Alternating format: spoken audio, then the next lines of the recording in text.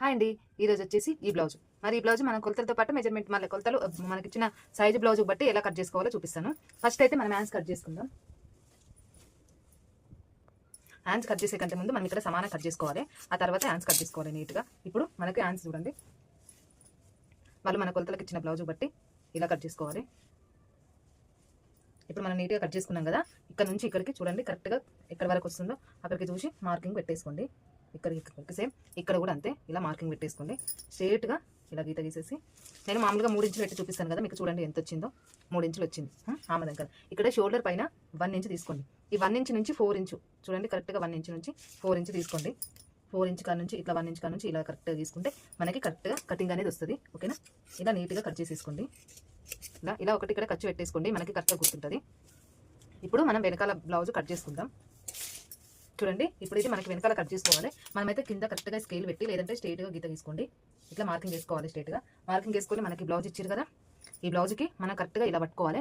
ఇలా పట్టుకొని చూడండి, ఇక్కడ మనకి ఖర్చు పెట్టిన కాడ నుంచి ఇక్కడికి ఇలా తీసుకొని మనకి షోల్డర్ వచ్చేసి 6 ఇంచులు ఉంది. అంటే మొత్తం డబల్ ఫోల్డింగ్లో 12 ఇంచులు ఉంది. అయితే 6 ఇంచుల కాడికి ఇలా వేసేసుకోండి. సేమ్ మళ్ళీ కిందికి ఆమదం పొడవు కూడా ఇలా నీట్గా 6 ఇంచులు ఇలా వేసుకోండి. ఇలా వచ్చేసి 13 ఇంచులు చూడండి, ఇలా వచ్చేసి 13 ఇంచులు వేసుకోండి.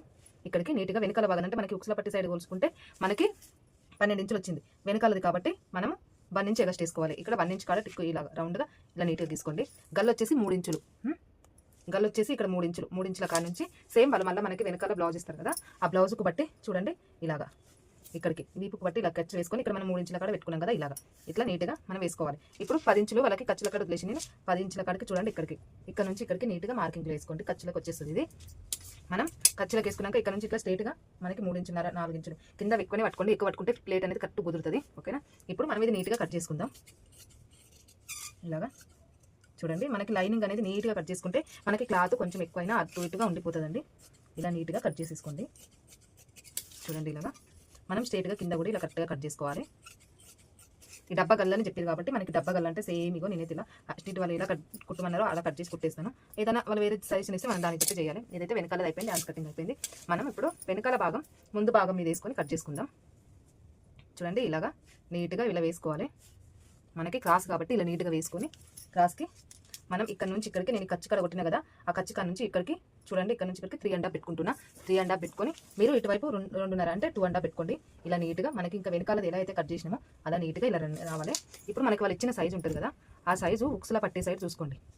ఇలాగా నీట్గా ఉక్సుల పట్టే సైడ్ చూసుకొని మనకి ఎక్కడి నుంచి ఇక్కడికి వచ్చింది గల్ల చూడండి, ఇక్కడికి ఉంది గల్ల. ఇలా నీట్గా ఈ గల్ల కాడికి ఇలా మార్కింగ్ వేసుకోండి. ఇప్పుడు ఇక్కడికి మార్కింగ్ ఇది నీట్గా మనకి ఇక్కడికి చూడండి. నేను లావు ఉన్న వాళ్ళకైతే ఖచ్చితంగా ఇది ఎక్కువనే తీసుకుంటా, వాళ్ళకి సరిపోవాలి కాబట్టి నేను ఎక్కువనే తీసుకొని కట్ చేసుకుంటా, తక్కువైతే కట్ చేయను. ఇప్పుడు మనకి గల్ల ఇలా కట్ చేసుకోవాలి. ఇక్కడ ఇలా కూడా ఇలా కట్ చేసుకోవాలి. ఇంకా మార్కింగ్లో ఇటు 3 ఇంచులు, ఇటు 4 ఇంచులు, ఇటు 2.5. ఇప్పుడు మనం ఇది నీట్గా కట్ చేసుకుందాం. చూడండి, ఇలాగా నీట్గా కట్ చేసేసుకుందాం. కటింగ్ 80% ఉంటుందండి, కుట్టడం మాత్రం 20% ఉంటుంది. ఇలా నీట్గా ఇలా కట్ చేసుకోవాలి. చూడండి, ఇలాగా. ఇప్పుడు గల్ల ఇలా నీట్గా గల్ల కూడా ఇలా కట్ చేసుకుంటే సరిపోతుంది. ఇక్కడ నేను ఇది గీసిన కదా, దేనికి మార్కింగ్ గీసిన అనే డౌట్ మీకు రావచ్చు. చూడండి, మనకి ఇక్కడ బుగ్గలాగా రావద్దు అని అనుకున్నప్పుడు మనం ఇక్కడ నీట్గా ఇలా కట్ చేసుకోవాలి.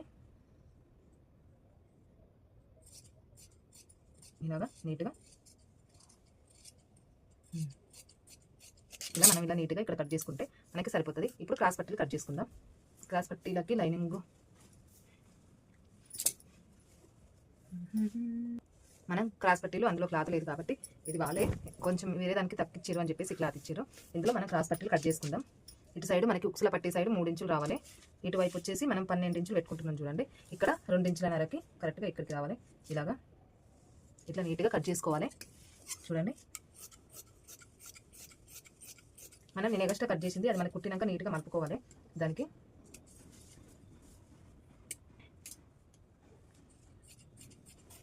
ఇది క్రాస్ పట్టి, వెనకాల భాగం క్రాస్ పట్టి. హ్యాండ్స్ అన్ని కటింగ్ అయితే అయిపోయినాయి. మరి మీరు చూసిన వాళ్ళు లైక్ కొట్టి సబ్స్క్రైబ్ చేసుకోండి.